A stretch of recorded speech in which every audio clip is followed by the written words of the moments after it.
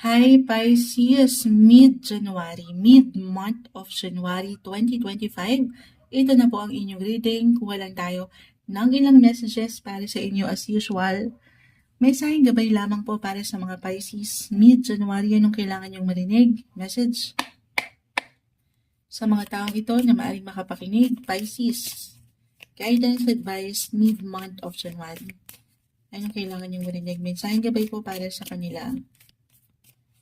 Okay, cut natin into 3. Live na live pa rin tayo sa YT.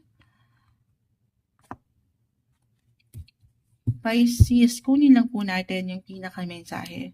Uy, the 3 of Swords ay narito. 9 of Pentacles na napakasipag.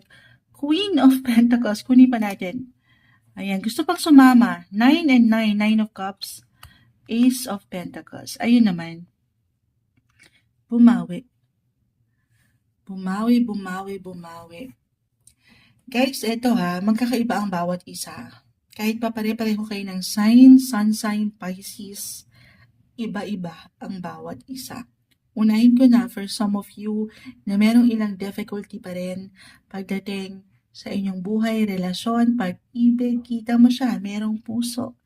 May 3 espada na nakasaksak dito. Pakita natin sa live.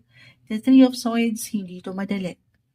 This is something na isang proseso na kailangan yung pagdaanan, pagkatiwalaan, okay? Yung healing process, iba-iba tayo ng paraan kung paano tayo nagpapahilom ng ilang sugat ang puso. Ipasok natin itong nagdaang full moon po last January 13. It highlighted your 5th house of love life. Puso ang umaangat dito. Full moon, guys. Full moon is about endings. Endings for new beginnings. Ace of Pentacles, opportunity to begin again for something new. Fresh start. Why not? Merong magagandang possibility, guys. Pero again, iba-iba tayo ng paraan. Kung andito pa kayo sa healing process, hindi nyo kailangan magmadali. Damahin ang dapat damahin, pakiramdaman ang dapat pakiramdaman.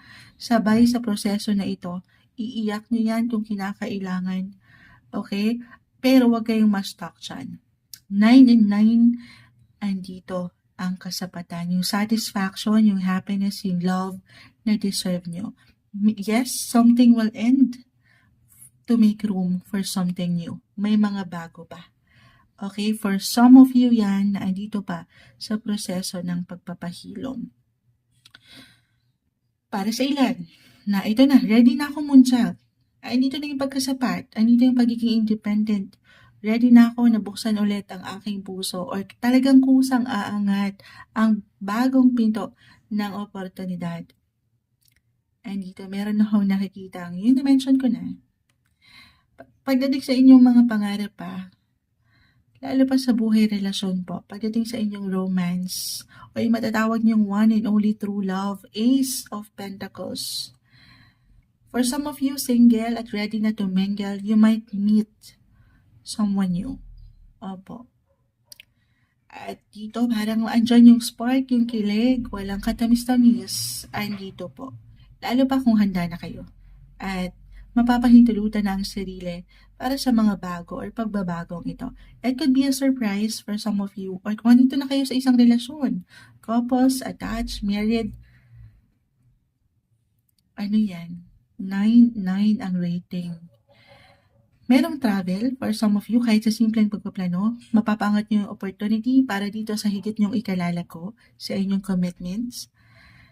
Ang ganda.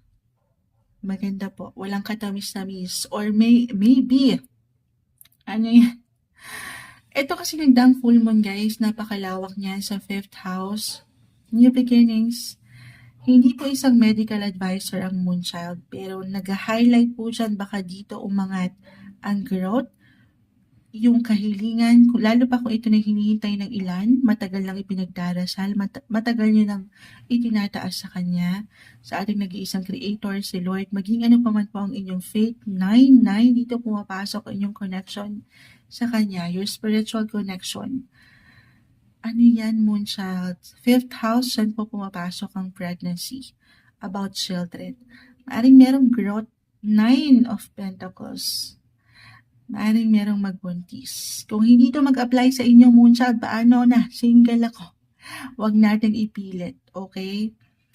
Maaring ito po ay, kung kayo mga single parent, the Queen of Pentacles ay narito. Diyan po pumapasok yun. Or kung kayo ay meron ng mga anak, maaring diyan kayo higit na maglaan ng prioridad, mid-January.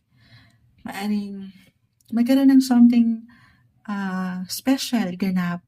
Or maybe, kailangan lang marinig, to have that special connection kasama ang mga bata. Or kung kayo mga single, kahit sa mga pamangkin nyo dyan, spend more quality time kasama sila, maaring makatulong. Lalo pa kung meron kayong pinagdadaanan dito na hindi ganun kagaanan pagdating sa inyong mga relasyon. Diba, totoo naman kapag nakapag-spend tayo ng time kasama ang kids, iba yung energy, parang na-energize. Umangat yung enerhiya na magsaya. Deserve mo ang maging masaya. Ito yung umaangat para sa inyo. Merong opportunity. Andito yung luck. Huwag kayong ma-stuck. Ito ang umaangat na messages mid-month of January 2025 para sa inyo, Pisces.